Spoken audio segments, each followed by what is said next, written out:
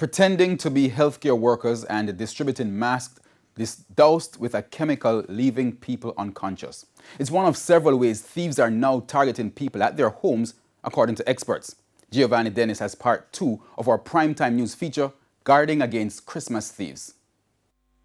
Another handbag robbery that happened in July. This time, the victims were followed home, a vulnerable location, according to security consultant Robert Finzi-Smith. Where you're going to be vulnerable is when you either just step out of the institution or you're going into your destination. So you can pre-plan. I'm coming home. Make sure your front door open the gate for me. So you don't have to come out and open the gate. Try not to find yourself in a situation where you're taking bus and you walk from the bus stop all the way up to your gate. You're an open target. With thieves hunting easy targets, Mr. Finzi-Smith wants you to be discreet even in the way you dispose garbage at home. I buy a big, lovely 50-inch smart TV. I'm proud of myself. So I put the box in the rubbish. Somebody pass, look in the rubbish and know that I have a 50-inch TV in my yard. So you're advertising. And if you put out an ad, somebody will answer. The same goes for receiving packages and barrels from abroad. Just don't throw them out like that.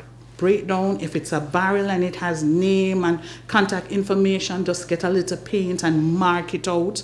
So don't put your information out there and take it for granted that no one is observing. For DSP Garrick, investing in home security is essential. You can remotely monitor those. So, have these cameras installed, motion detect lights that will signal to you that someone or something is there. Because sometimes it's an animal, but it's better to be alerted by what is there. You must demand identification from persons purporting to be utility or healthcare workers. You have people now running around the place saying that they have been sent to distribute masks.